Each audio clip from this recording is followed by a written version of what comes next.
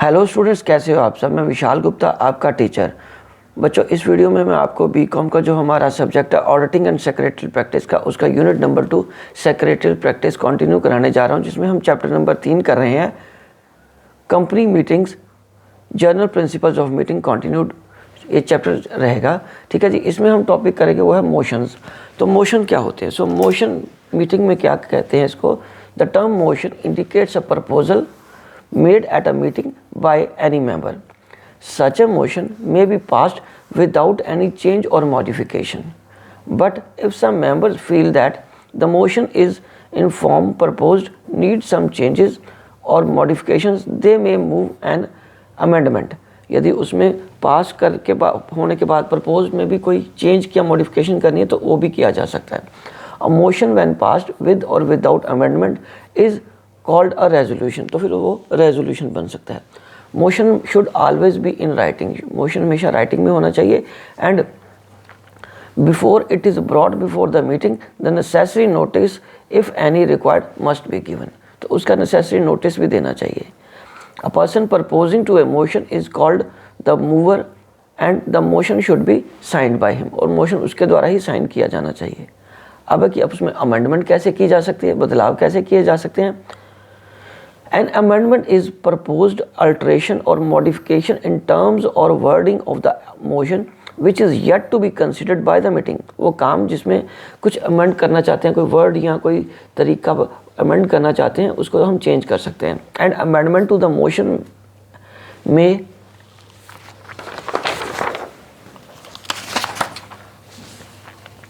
इसमें क्या हो सकता है? Add some new words to the motion. दूसरा, replace some words of the motion by some other words, drop some words from the motion, ठीक है। इन तीनों में से कुछ भी हो सकता है, या चौथा भी हो सकता है, चेंज द प्लेस और position of the words certain phrases in the motion. इस तरीके से आप मोशन में अमेंडमेंट ला सकते हो। और फॉर्मल मोशन क्या है बच्चों? Is the motion relating to the procedure at a meeting and is moved from purpose of interrupting और डिलेइंग और speeding up of the discussion on a motion. Formal motions are also known as procedural or dilatory motions. A formal motion take precedence over all other motions. A formal motion need not be in writing, nor does it require any previous notice. The main type of formal motions are: A. The closure motion. This motion is moved in order to close a prolonged and useless discussion of the motion. On a motion. Previous question. The object of moving this motion is to prevent a vote being taken on the main motion under discussion. Any member who has not already spoken on a main motion may move this motion. ठीक है जी। तो उसमें भी motion का ये principal लग सकता है, समझिए ना। Already spoken the main motion में ऑल्सो में मूव दिस मोशन, वो भी इस मोशन को आगे बढ़ा सकता है। चलिए अब हम आगे बढ़ते हैं बच्चों। ये बहुत सिंपल टॉपिक है। नेक्स्ट बिजनेस के लिए भी हम मोशन ला सकते हैं। This motion is moved in order to shelve discussion on the main motion, ठीक है, before the meeting. Any member may move that the meeting do proceed to the next business. After it is succeeded it is put to the vote and if it is carried the main motion under discussion is dropped eight once, ठीक है बच्चों। So if it is lost discussion on the motion is resumed. अगर वो अगले business पे नहीं जा रहे, तो वो कह रहे कि पहले इसी की वोटिंग हो या इसी पे चर्चा हो, तो इसी को कंटिन्यू किया जाएगा। एडजॉर्नमेंट का भी नोटिस आ सकता है मोशन में। The object of motion moving this motion is to suspend either entirely or partially the proceedings of the meeting, either for a particular period or indefinitely. This motion may also be used to postpone discussion on a motion. और उसके बाद point of order. बच्चों, point of order deals with the conduct and procedure of the meeting. There are 4 basis upon which point of order can be called. पहला क्या है बच्चों?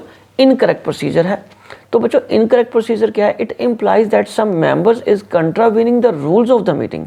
For example, speaking for longer than the time allowed, proposing an amendment incorrectly, speaking out of turn and so on, ठीक है बच्चे। चलो अब आगे है इररेलेवेंस। तो इररेलेवेंस की अगर हम बात करें, when the speaker is speaking outside the scope of the motion of the notice, then it is known as irrelevance. कि वो टॉपिक डिस्कस हो रहा है जिसकी ज़रूरत नहीं है, जो outside the scope of the notice है, तो वो इररेलेवेंट है, ठीक है। अनपार्लियामेंट्री भी हो सकता है वो, ओके। अनपार्लियामेंट्री कैसे हो सकता है बेटा? It is bad language such as personal abuse, also it implies something derogatory to the association, place और पर्सन। और उसके बाद चौथा, transgressing the rules of the organisation, ठीक है बच्चों। तो इसमें क्या होगा, the procedure laid down in the standing orders of the organizations should be followed. If that is not followed, a point of order can be raised, ठीक है बच्चों।